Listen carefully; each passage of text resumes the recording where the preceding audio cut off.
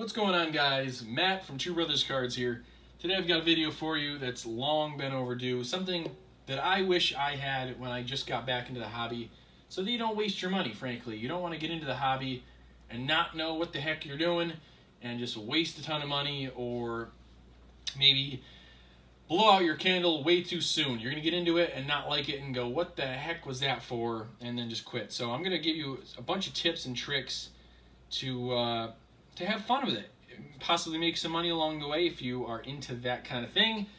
And if not, have a lot of fun. So today we're going to talk about the types of cards. There's tons and tons of stuff out there.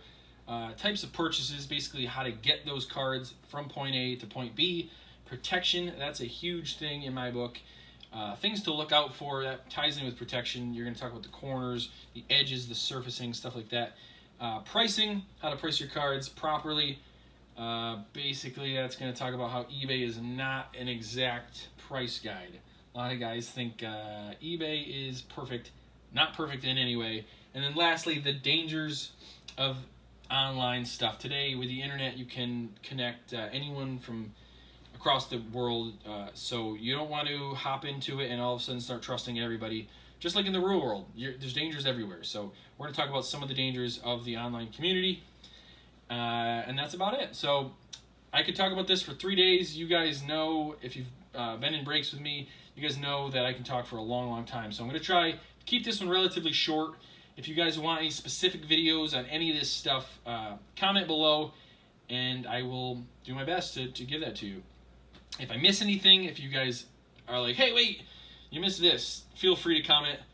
Get a hold of me on Instagram, anything like that, and I'll come out with another video for you guys, as always. So let's get into the types of cards. I wish I could show you exactly everything that is out there, but I can't. I don't have an endless room, I don't have the endless space to show you guys. There are infinite cards out there to collect. So we're going to get into the base cards, the inserts, the jerseys, the autographs, the numbered cards, stuff like that today. So basically, anytime you open up a pack of cards or a box of cards, the majority of the cards are all going to look the exact same. Besides the player on the card, it's going to look exactly the same. So in this case, I've got some racing cards here that I just opened up yesterday. See if I can pull out some, there's a base card, something like that. So it's going to have a basic look, basic shine to it, hopefully the card looks something like that. Again, there are millions and millions of types of cards out there, so I can't show you every single product on every single base card, how it's going to look. But it's going to be the majority of the pack. You're going to know. You're going to open it up and go, oh, okay. You're going to know what I'm talking about. The next thing is going to be a parallel, something that looks just like the base card, except it's going to be usually a different color. It can come in red, it can come in blue, green, gold, anything, checkered flag, anything like that. That's going to be a parallel. And then some of these cards are going to be actually numbered. That means that there's a limited edition of that specific card. And that's a big key. I've seen numbering all the way up to 3, 4, 599, something like that, meaning basically there's 600 of that card. And then it goes all the way down to 1 of 1, meaning that there's one of those cards in rotation in the world. This is a 1 of 1, and it will be labeled as such right on the cards. You want to make sure you're looking out for the numbering. That's a pretty big thing. A lot of guys get into this and don't notice the numbers on the cards. Maybe you open up a base card, and right in the back it's got a 1 of 1, and you don't notice that, and you go, well, and you throw it away. You want to make sure you're checking the full card, the front and the back, and that'll basically tell you if the card is rare or not. Another thing is an insert. So if you see something that's not, make sure I find one. If you see something that's not look anything like the parallel or the base card, something like this, maybe it's a type of the car, maybe it's a picture of something behind the athlete, that would be known as an insert. That's kind of a little more rare and a little more special than a base card. And that is about that. I'm sure there's tons of other cards that I'm missing, but those are the basics. Now we're going to hop into what is called the hits. You're going to hear that term a lot in the hobby as you stick with it. A hit is going to be either a jersey card, which is known as a jersey, a relic, a memorabilia card, something like that. And it's going to have piece of either clothing or something that the athlete interacts with. So in baseball, it might be a piece of the bat, a piece of the ball, a piece of a football, a piece of a helmet, a piece of a pad, something like that. Anything that the athlete interacts with, that'll be a relic or a jersey or a memorabilia card. And again, that's a hit. And then the other type of hit is an autograph, and that is what it sounds like. Somebody autographed the card. So this is a Richard Petty. He actually autographed that card. That's pretty neat. Two types of autographs. There's going to be an on card and a sticker auto. So this is going to be an on card where the athlete actually had the card in his hand, signed it with a marker, a Sharpie, whatever, and then you're going to have a sticker auto, something like that. You're going to notice a sticker on the card. Hopefully you guys can see that in the video.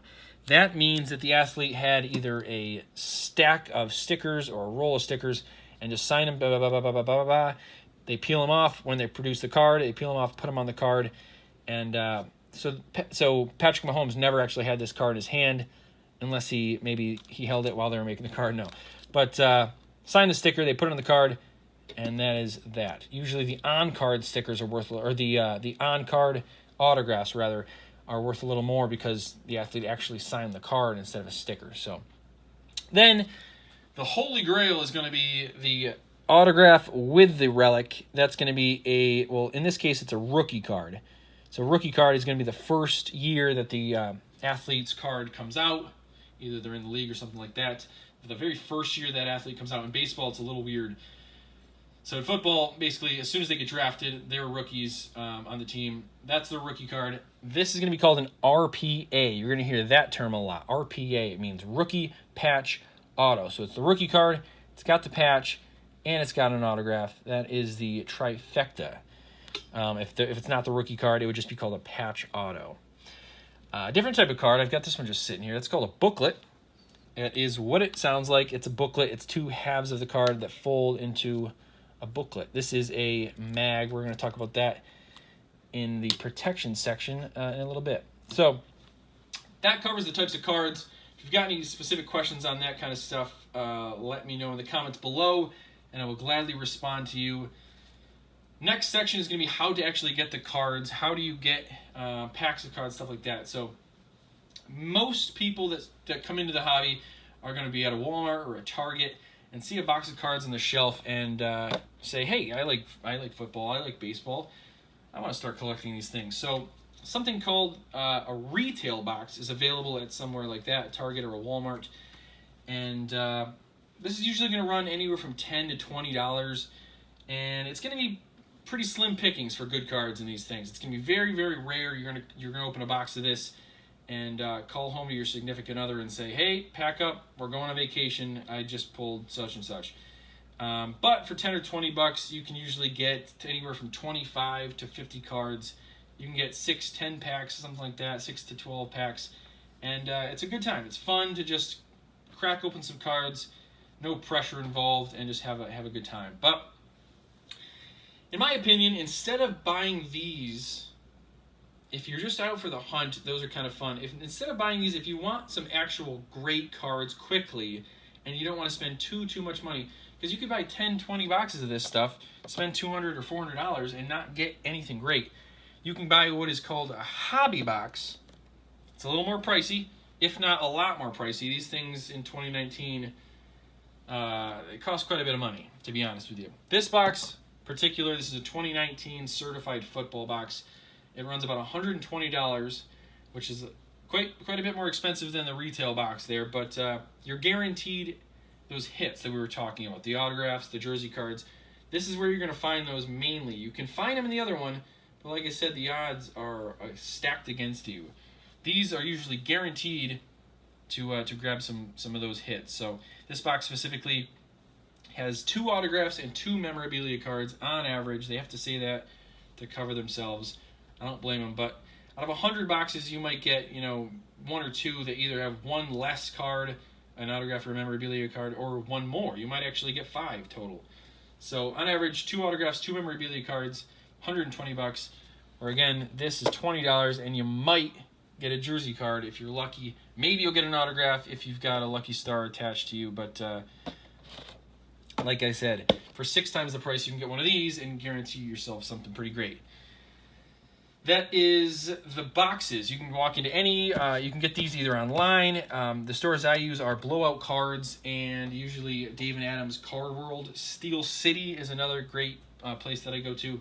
I'm not sponsored. I'll say that right now, not sponsored by any of these guys, but they all have great customer service, great pricing, and great overall experiences with those 3 companies right there. So next up, if you don't feel like buying a box, if you don't feel like spending $20 to $120, again, some of those boxes get up to $10,000, $20,000, and you have a specific team that you follow. Say you are a Denver Broncos fan and you only want Denver Broncos cards. You can buy into what is called a break. You can go onto Instagram, Twitter, just basically Google a break, sports card break, and you can buy that certain team. What happens is somebody buys a box. So say I buy this box, I'll divide it by 32 and sell it for that price. And then you can buy that certain team that you want, and then you only get what cards come out of that box from your team. So say you buy the Denver Broncos, we pull an autograph from the Broncos, you would get that card for whatever you bought it for, $6, say. So that's a way to save money and only get the teams that you want to get.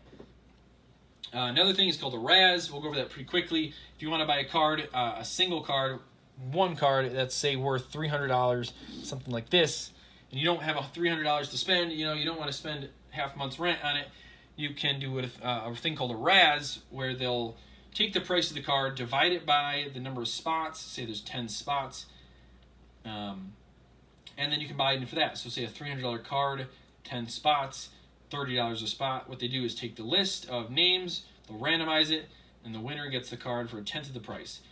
That is a Raz. Hopefully I didn't go too quickly over those. But if you want more information on that, comment below, and I will gladly go over it for you again in a separate video, more in depth. That's just kind of a quick little thing. So, all right. Breaks, Razes, singles, hobby boxes. Let's go over protection next. This, in my opinion, is the most important thing. Once you get the cards, how do you store them? When I was 10 to 12, something like that, I would get a bunch of these cards. I think I had a Cal Ripken Jr. autograph. Excuse me. And I think I put it, with my Pokemon cards or something like that. You just basically throw it in a box. This cannot be downplayed at all. You need to protect your cards, especially if you're in it for the money. Most people are in it for either money or fun. If you're in it for the money, this is huge because these things are looked over precisely. You need, I can't stress this enough. I've got a little OCD, so I won't go crazy into this, but can't be stressed enough. So we're going to start out. What do? You open a pack of cards. Let's see. What do you do? So I've got this card right here. I'm going to pull it out. You don't ever want to touch the face. I know I just did a big no-no. I just touched the face of the card. So if you can help it, you don't want to touch the face of the card. There it is.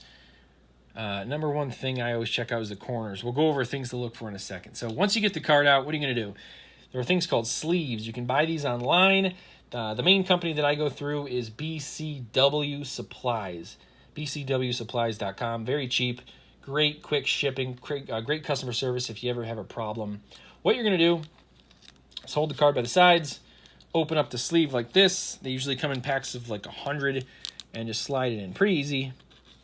With your lower end cards, you don't really have to worry that much. I know I'm kind of being a hypocrite, but this really becomes really important with the top end cards. With anything that you have value, even if you're personally, say you're a huge Jadeveon Clowney fan, and you want to protect this card, this is where it becomes huge. So sleeve on first. Then there are things called top loaders. There are all sorts of sizes. Hopefully this shows up well. All sorts of sizes. You have really thin ones all the way up to something like that. There's even bigger ones than that, I think. You're going to put the card. This might be too thin for this. Let me grab. See, all different sorts of sizes of top loaders. Put that right in there. And then what you're going to do is take a piece of painter's tape. Get that right off. Never use Scotch tape on these things. Always leaves a mark. You use a piece of painter's tape. That was horribly ripped. Not a good example. Do not follow my lead on that one. But you need to put it right over the top. That way, if you ever want to get it off, it doesn't leave a little mark. and that is pretty safely secured. The next step up, say you get one of those cards that you want to lock away in a vault, something like a Lou Gehrig game-used jersey card. You pull this out and you go, well, wait a second, I don't want it in a piece of plastic like that. I want it a little more safe and secured.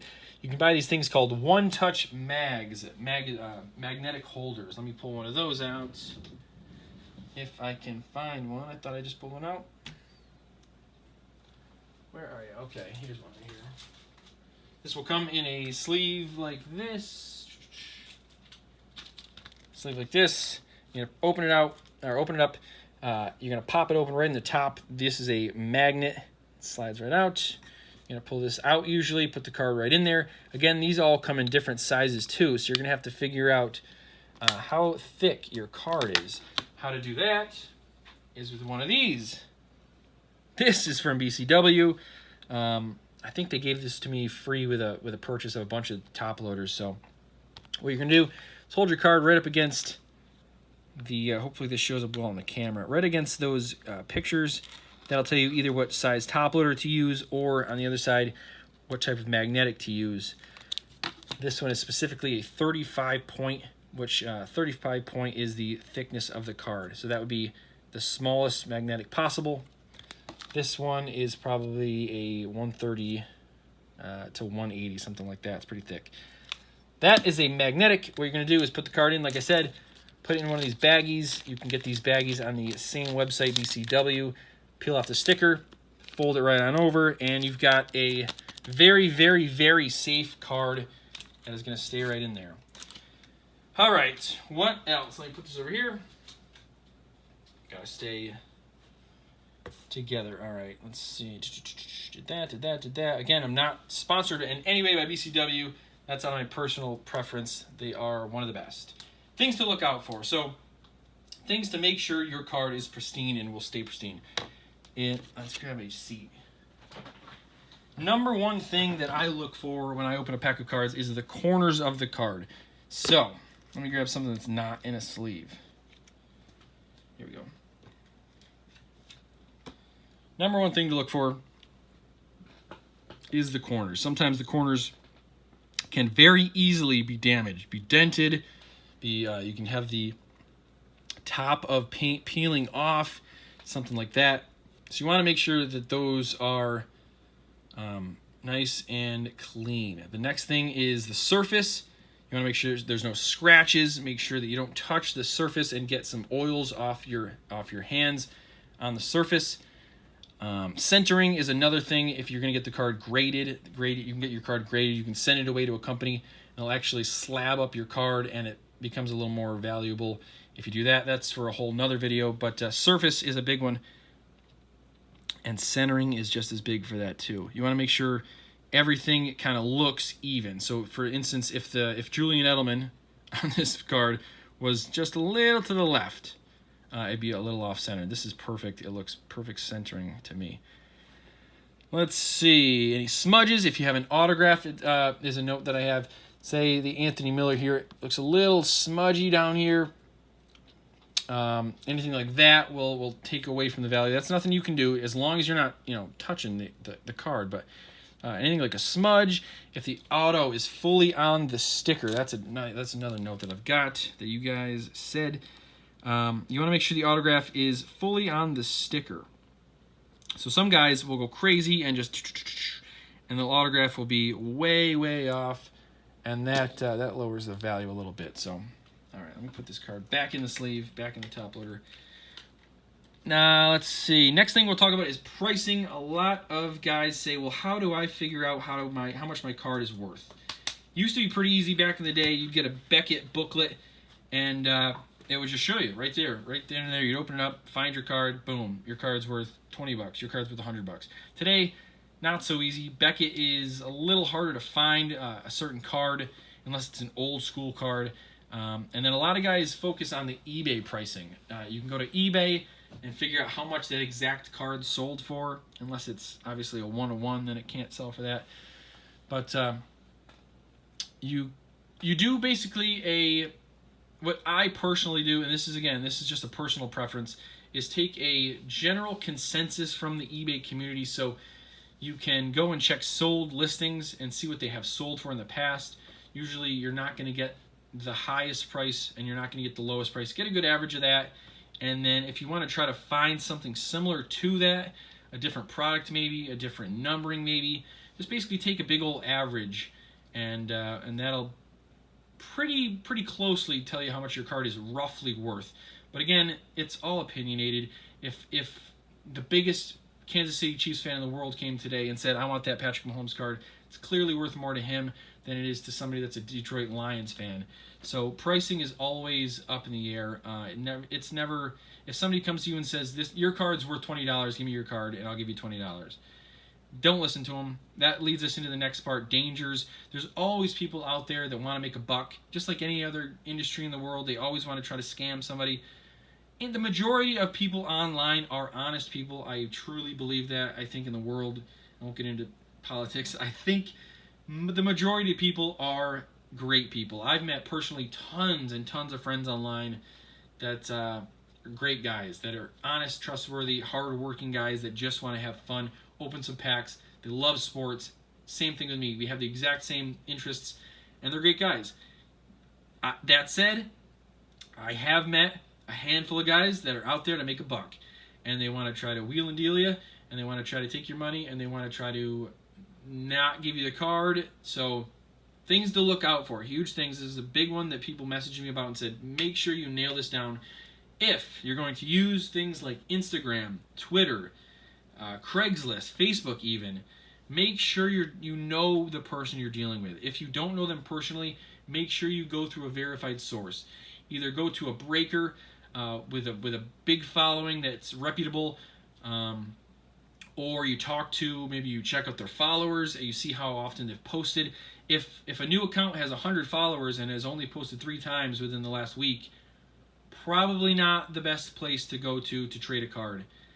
Just being honest with you, I'm not saying they're not going to be legit, but I would stick to verified sources and people that have done a ton of deals with a ton of other people in the community. Kind of keep your eye out and watch who's doing what. Another way to do something like that is stick to eBay. You can't get screwed on eBay. You might not get the cards, you might spend your money, but eBay is there to back you up. That's what they're there for. That's why they take the fee. That's what they're there for. Another way you can do is a third party. I personally offered this last year. If you're into trading cards and buying cards like that, you each send, the 2 parties send both the money and the card to a third party. When the third party gets both, they send them out that way. That's just another thing to look into.